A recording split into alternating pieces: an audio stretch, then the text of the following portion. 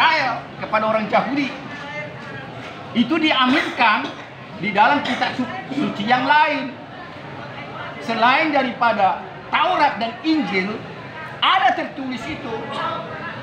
Ya, dari zaman Musa sampai Nabi yang disebut ya Nabi terakhir, itu ditujukan kepada orang Yahudi, orang Israel. Dan itu tertulis dalam kitab suci yang lain. Ya, sudah, Yakub itu orang Yahudi, orang Israel. Dan sampai dikatakan, saya ulangi lagi, ketetapan-ketetapannya ditujukan kepada orang Israel. Sekalipun sekarang ini, setelah Yesus Hamasiah, setelah Yesus Kristus, tidak ada perbedaan orang Israel lagi. Oleh karena apa? Baik orang Ibrani, orang Yunani, itu sama sekarang ini. Yang penting siapa yang percaya sama dia. Baca dalam Roma 1 ayat 16-17. Baca yang kencang, tolong. Tidak ada perbedaan lagi. Ayat 16-17 yang kencang. Sebab aku mempunyai keyakinan yang kokoh dalam Injil. Karena Injil adalah kekuatan Allah yang menyelamatkan setiap orang yang percaya. Pertama-tama orang Yahudi, tetapi juga orang Yunani. Sebab di dalamnya nyata kebenaran Allah yang bertolak dari iman dan memimpin kepada iman. Seperti ada tertulis, orang benar akan hidup oleh iman. Kenapa disebut di situ Yunani?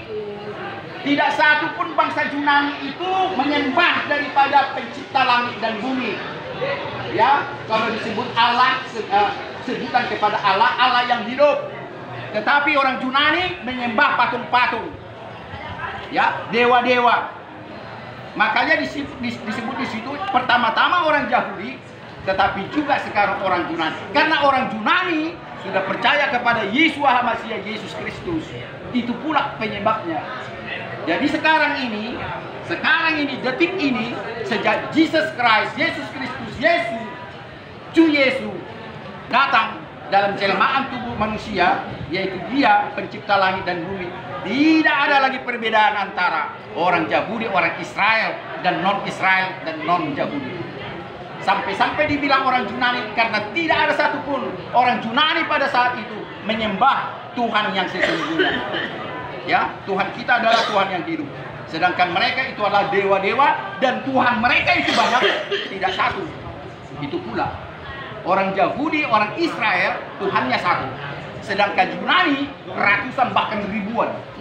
Ya, ya, untuk pertanian lain Tuhannya, ya, untuk bisnis lain Tuhannya, untuk belajar lain Tuhannya, untuk kecantikan lain Tuhannya, dan sebagainya. Banyak Tuhan-Tuhannya mereka itu. Tetapi orang Israel, orang Yahudi waktu itu cuma satu. Ya, setelah itulah karena dia melihat dunia ini sudah penuh dengan dosa dan manusia tidak bisa lagi berkomunikasi dengan baik dengan roh, maka dia datang ke dunia ini dalam tubuh manusia, yaitu di dalam Yesus Kristus, Yesus Hamasiah. Sudah cukup jelas? Oke, lanjut setelah itu. Lanjut setelah bacaan tadi Mazmur itu, bagian sini. Setelah Mazmur tadi, Yesaya 2 ayat 2. Ayo bantu saya yang keras, biar kita sama-sama dengar. Waktu saya 10 menit lagi. Akan terjadi pada hari-hari yang terakhir. Yang kencang, kencang. Akan terjadi pada hari-hari yang terakhir, gunung tempat rumah Tuhan akan berdiri tegak di hulu gunung-gunung. Yesaya. Ya, Yesaya 2. Yesaya bukan Yohanes. Yesaya 2. Yesaya 2 ayat 2. Sama ayat 3. Ya, 3. Iya. Akan terjadi pada hari-hari yang terakhir. Gunung tempat rumah Tuhan akan berdiri tegak dan hulu gunung-gunung dan menjulang tinggi di atas bukit-bukit. Segala bangsa akan berduyun-duyun ke sana dan banyak suku bangsa akan pergi serta berkata, "Mari naik ke gunung Tuhan, ke rumah Allah Yakub, supaya Ia mengajar kita tentang jalan-jalannya dan supaya kita berjalan menempuhnya. Sebab dari Sion akan keluar pengajaran dan firman Tuhan dari Yerusalem." Nah, firman Tuhan dari Yerusalem. Sion di situ adalah kota yang digambarkan kedamaian. Jadi pengajaran itu dimulai dari Yerusalem, artinya dari orang Yahudi, orang Israel. Orang Israel dan Yahudi identik dengan Yerusalem. Jadi sampai sekarang bertikai. siapa yang milik Yerusalem itu?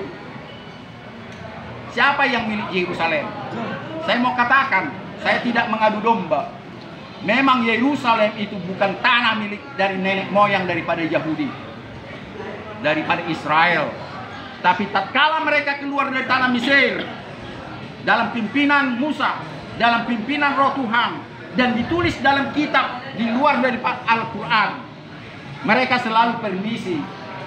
Kalau saya tidak salah pernah saya bilang ini, permisi kepada bangsa dan negara yang dilaluinya, ya sudah. Tapi bangsa dan negara yang melaluinya dilakukan peperangan. Mereka tidak dipimpin untuk berperang. Sekali lagi saya katakan, bangsa Israel, bangsa Yahudi keluar dari tanah Mesir bukan untuk berperang, tapi mau menuju kepada tanah perjanjian. Sudah? Tapi dalam perjalanannya sampai 40 tahun, ya, bangsa-bangsa memerangi dia. Karena apa? Orang Israel begitu banyak membawa emas. Ya, Elohim Bapa di sorga merubah pikiran orang bangsa Israel. Waktu mereka keluar dikasih mas ternak, ya, dikasih luar biasa. Nah, setelah mereka berjalan, Firaun berpikir, loh, kok kita kasih mas kepada mereka itu begitu banyak? Dikejarlah mereka itu kan? Dalam cerita, loh, kita kasih ternak. Negara kita sudah ditinggalkan, tak ada lagi perbudakan. Karena bangsa Yahudi orang Israel dulu dibikin perbudakan, ya, dari Yusuf, ya kan? Yusuf sudah mati. Sadarlah Firaun, kejar katanya. Itulah terjadi laut terbelah dua. Itu ceritanya.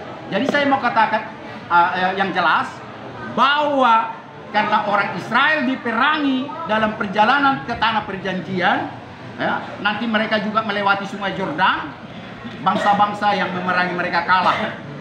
Dan hukum perang pada saat itu siapa yang kalah harus jadi hamba, jadi budak sama yang menang. Maka itu banyak